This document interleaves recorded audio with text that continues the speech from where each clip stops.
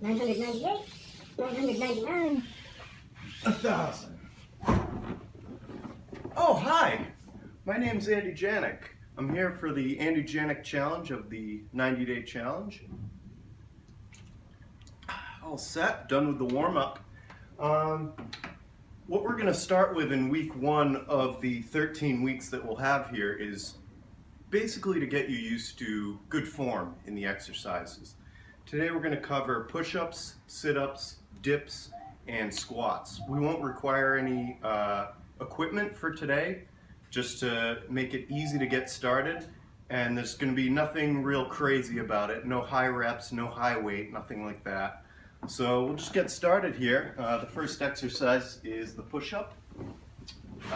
What you want to do, you can put your feet right next to each other or up to a foot apart. We're going to use the Army standard, and the way they phrase it is that when you go down you have to break the plane. So basically your chest and actually mid-back has to go lower than your shoulders. So you can touch the floor, you can go to right about there, but if you're up here, not a complete push-up and the rep doesn't count.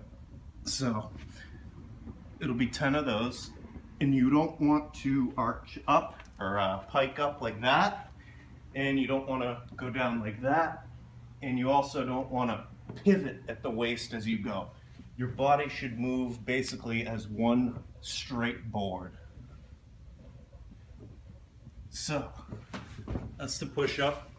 It'll be 10 of those. You can do 2 cycles of this whole routine, and then next is the sit-up. For the sit-up, what you want to do is have your feet at a comfortable distance apart. Your knees should be at about 90 degrees, like you can see here, and you can lift your toes up if you wish. That's uncomfortable for me, and you can go up to a foot apart with your feet. And what you want to do is interlock your fingers behind your head. This is to the Army standard once again. Normally someone would hold your feet, but we want to have this so that you can do it easily on your own time. And your fingers have to stay locked at least up to this point. You can bring them all the way in tight.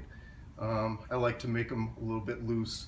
And then come up like this. Try to keep your heels on the floor. I generally do that for the first one. And the base, your neck here has to come past the base of your spine. So if you're here, that's not all the way up. And obviously your hands stay together the whole time. So that right there would be a complete rep. Down, up, down, up. So 10 of those. Probably my worst exercise of all of them. And then next is the dips. You can do it on a chair. I don't recommend a chair that wheels, but any normal office chair or household chair without wheels will work.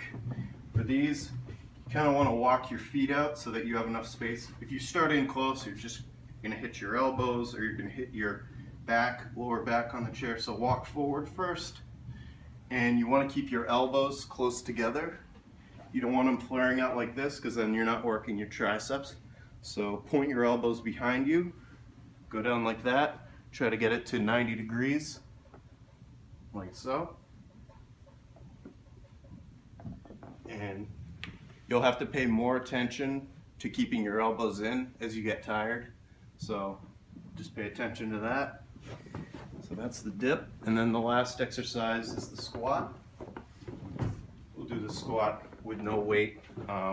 It's a pretty good warm-up exercise. And for this, there's a few different places. You can put your hands behind your head, here, here. I like to keep them up somewhere in this area, because normally you're practicing using a bar. So I like this for dips. It's kind of like a front squat if you had the bar going across here. So your feet should be about shoulder width apart. And the best way to figure that out, if you don't feel comfortable just eyeballing it, is just jump up in the air, just like so. And wherever you comfortably land is going to be a pretty good distance. But I just use shoulder width apart. I kind of step up, walk back a little bit and feel until it's comfortable. And then what you want to do is keep your torso upright. So you don't want to lean forward like that, and you also want to prevent your knees from going past the plane that comes straight up vertically from your toes. So it's going to be like this, and then your upper leg is going to, you want to bring it down to parallel with the floor. So just like that. And do 10 of those as well. So 10 of each exercise, go through it twice, do about 30 seconds to a minute rest if you need it, and we'll see you next week.